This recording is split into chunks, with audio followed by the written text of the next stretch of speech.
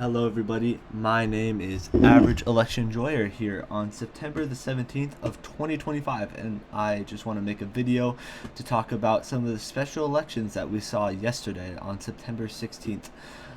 There were two special elections, and I will only be focusing on one, as I'll go over this first. There's a New Hampshire District House primary. We had Mark Tremblay winning an election that only consisted of 167 votes over Jonathan Henson. So I just want to quickly go over that. So, the main special election that a lot of people were paying attention to yesterday was in the Minnesota House District 34B. This is a very, sad special election coming after the unfortunate assassination of the Democrat rep who used to be in this district, Melissa Hortman. And her husband, unfortunately, were assassinated when someone pretended to be a police officer. Another Democratic member of the Minnesota House was also, there was an attempted assassination, but fortunately both them and their spouse survived the political violence that occurred that day. Of course, this article brings up the sad assassination of Charlie Kirk.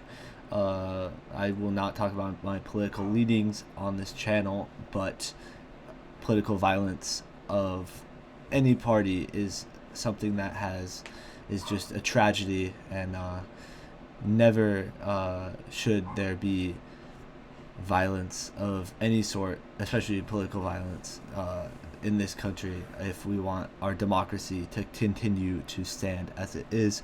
What happened to Charlie Kirk, what happened to Melissa Hortman and her husband, are all just tragic events, and all really hurt our democracy and hurt how we are as a nation in terms of how people view politics. So if you're ever thinking of, even if you don't agree with the policymakers, violence is never the option. That's why we live in a democracy. So going off of that little something I wanted to add into the video, we could start to break down what happened in this election to replace Melissa Hortman, who, as I said, unfortunately was assassinated. XP Lee, he won the August 12th Democratic primary and was opposed by Ruth Bittner, who had no challengers. She had no prior experience in politics. And XP Lee would have a very solid victory in this special election, winning by 60 to 39, so about a little more than 21 point margin. In the case that Ruth Bittner won, it would have led to a Republican majority inside of the Minnesota House. However, with the election of XP Lee, it remains 67-67 split. So the Minnesota House is now exactly evenly split in that election. So look at the district here. We could see it's out. The district is in a northern suburb of Minneapolis. We can see an interesting trend here if we look at from these past elections. As you see on Ballotpedia, it goes back to 2012, where we see that Republicans actually were winning this district in 2012. So even when Obama was winning elections, winning his second term here in 2012, not as decisive as 2008, but still a decisive election. Kurt Zeller's Republican winning this election over David Hoden. Sorry guys for the brief cut. Anyways, as I was saying, as we could see, Kurt Zeller's 54-45, so 9-point margin. 2014, closer margin. Dennis Smith winning over Democrat David Hoden, Republican Dennis Smith, that is, winning by a 13-point margin. Sorry. So this expanding on the Republicans expanding on their victory here from 9 points, 13 points. 2014, you remember, big year for Republicans. won like 60 seats in the House. Big backlash against the Obama administration. And in 2016, you can see Republicans back to about 11-point margin. 2018, we could see first year that Democrats would actually win in this election. 52-47. So as you can see, a huge flip here from 2016 to 2016 to 2018 here. 2020 53-46, and then 2020 upon redrawing turns into a not very close margin. But the point here that we can sort of see, especially in these past elections here, big flip for Democrats, is a sort of building of, as you can see here, you can see the redistricting. So this is the seat that Democrats won in 2018, and then 2020 and beyond, it's been a 30 plus point margin for the Democrats. But as you can, I guess the point of this little introduction, some of these past races, especially from 2014 all the way to 2018, you can see a increase in Democratic support in these suburbs. These suburbs, especially over here in Maple Grove, used to be Republican. That was a common thing. Worker class was more Democrat, and these suburbs, these tended to be more Republican. However, that is flipped in recent years. Republicans winning vast amounts of working class voters. Democrats starting to win these suburbs and outside of these major cities. So just to end this video, I want to go over these last special elections that we're going to see this year before we see election night with the governor's races, all sorts of mayoral races coming later on this year.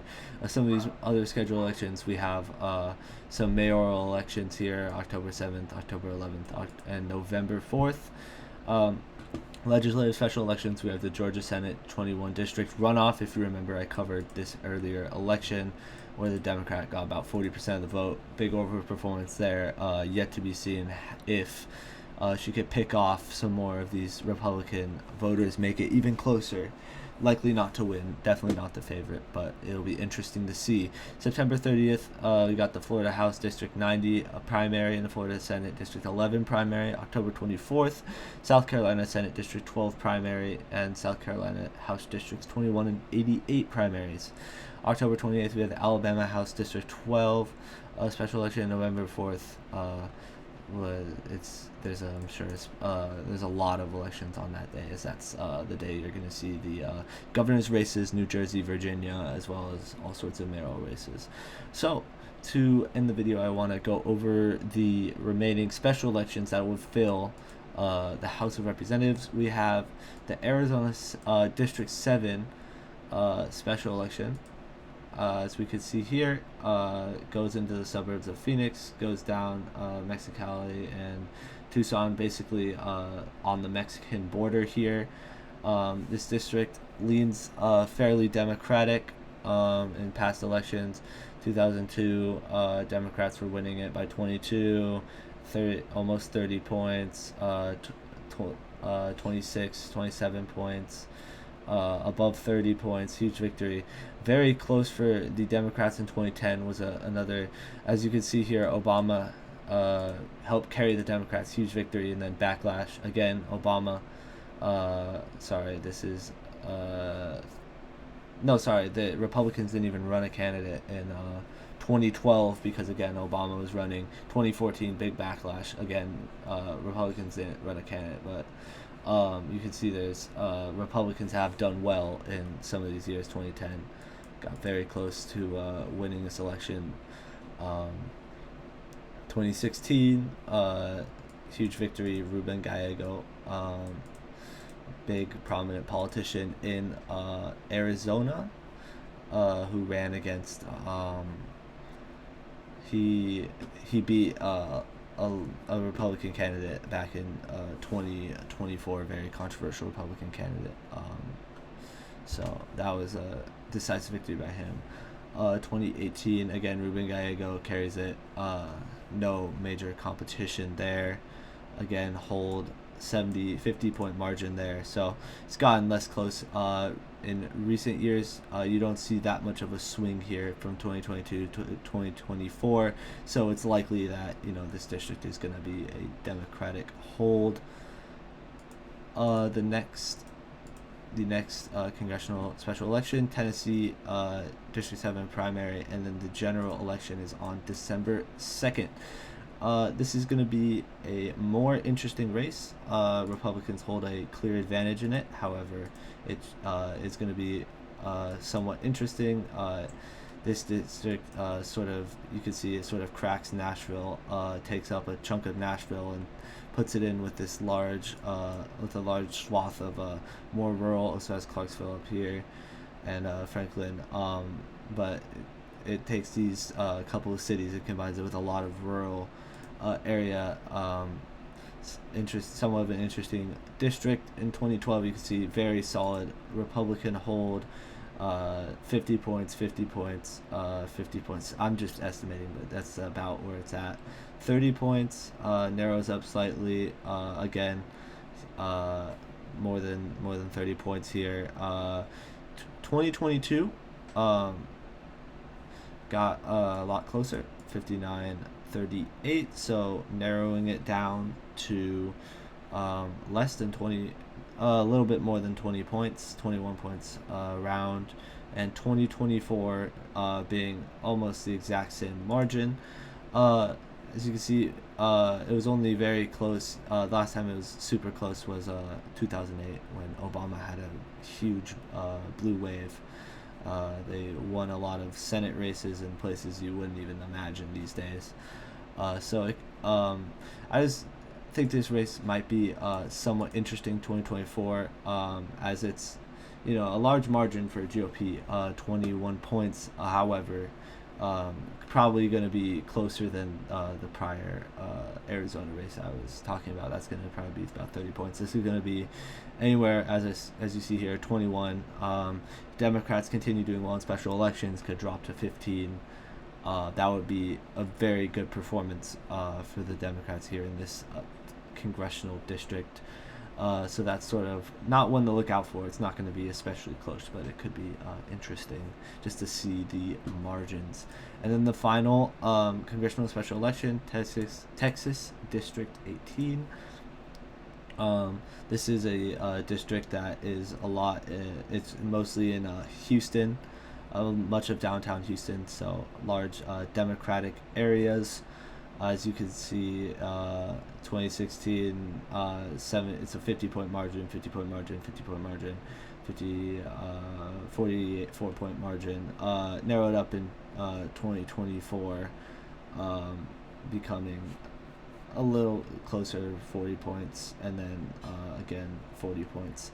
So likely hold for the Democratic Party, just like Arizona shouldn't, and Tennessee. None of these elections should be particularly competitive. I think the most competitive would be Tennessee's election. However, that's just purely in the margins. These are all pretty much safe seats. I don't see how any of these seats could end up flipping in this upcoming election, bar something crazy happens with the candidates. Like if the Democrat or Republican wins the primary, just does something ridiculously stupid, that could be the only way that, or the Democrat in this case does something ridiculously stupid, or in Tennessee and Arizona, Arizona Democrat does something stupid, Tennessee Republican does something stupid. That's the only real way that these could really narrow up to anything significant. And as you can see, current partisan representation in the House, 219, to 213 Republicans and Democrats, with the three vacancies I just talked about being in Tennessee, Arizona, Texas. That is likely going to bring it up to 220 for the Republicans, 215 for the Democrats, narrowing down the margin for Mike Johnson and the House Republicans. So I'd like to thank you guys for watching this video, and I hope you guys have a fantastic rest of your day.